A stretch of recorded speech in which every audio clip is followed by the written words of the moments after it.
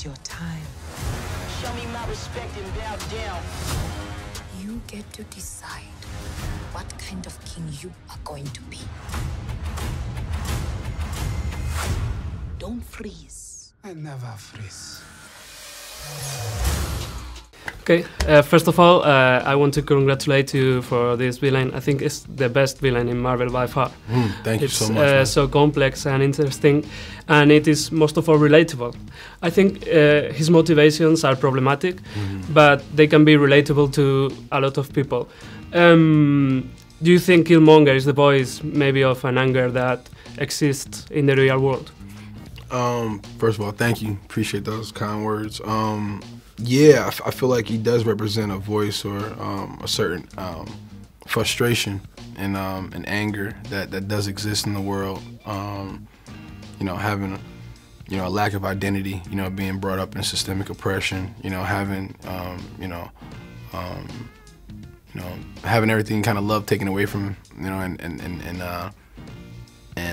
you know, letting and feeling so passionately and strongly about something, or you know, that he would go to any lengths to get the job done, you know, to free himself, to free his people. I feel like that a lot of people can relate to that on some level. I want to ask you if aren't you afraid of maybe inspiring this anger is inspiring some kids? You know, like V for Vendetta became a symbol for some sentiment. What would you say to those kids who maybe are inspired by this hatred? I mean, I want to, you know, first of all say, you know, this is a movie, you know, and a Marvel film at that. So there's a certain level of entertainment that's there. And as the antagonist, you got to bring things, and as a filmmaker, you know, you want to portray things that people can relate to and kind of latch onto. So it's a movie, you know, and it's not reality. As much as we want to inspire, we want to inspire the right things. Look at the conversation that we're having. You know, Killmonger's one part of the conversation, T'Challa's the other. They're very similar in a lot of ways. They just kind of go about it in two different type of ways or whatnot. So you just have to look at the overall picture, the overall message, not just harping on one specific side of a character, because we all have sides to us, you know. It's all about morally doing the right thing, and yeah, so I think you got to look at the entire thing. Right. I'd like to know more about the process of putting all those scars on. You know, was it tiresome? How was it? Yeah, I mean, it took me about 3 hours in the morning to kind of put on. You know, it was, you know, they had incredible visual effects, and makeup team had panels that were preset and pre-made. You know, and they would put them on me. You know, in a certain order, and then a lot of them were one by one individually put on by hand, and so yeah, it's another layer of the character. You know, so I can believe who I am a little bit more. So. Yeah, it was a long process. Did you have like a book or something for those long hours? No, music. Music? Yeah, because you got like 4 people on you at the same time, so you're just sitting in a chair like this, so you got your headphones in and you try to zone out. It's like that's the best thing. You just got to mentally go to another place and just let them, you know, do their thing. As a villain, did you go to a dark place as a performer, or did you just have fun because you were in a big superhero movie? Yeah, it was I think it was a mixture of both. I think for me it was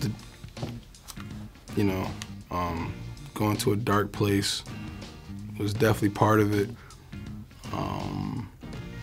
Because I was finding my process. I never played a character like this before. We're trying to figure out what worked for me. You know, actors have different processes, you know, and you know, techniques, and you know, I wanted to live it as long as I could, so I started growing my hair out. That's why it wasn't like a wig or anything like that. I didn't want to keep taking off like who I was every day and trying to get back into it. I spent a lot of time by myself, you know, and isolated, you know, from like my family and stuff. You know, just kind of stayed on my own prior to filming.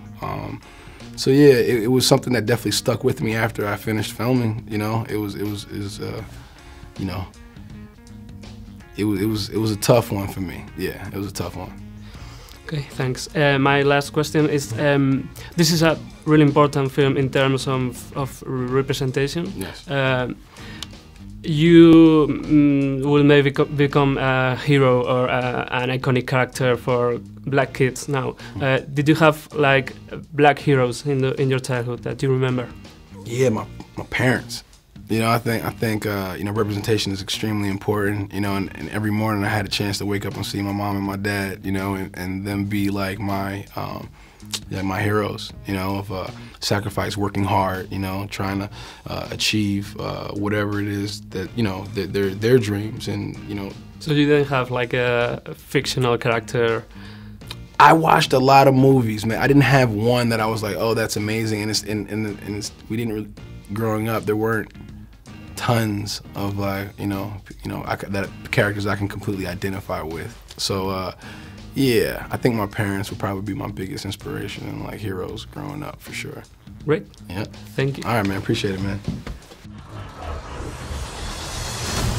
You will not be able to stay home, brother. You will not be able to plug in, turn on, and cop out. Wakanda forever! The revolution will not be televised. Let's have some fun.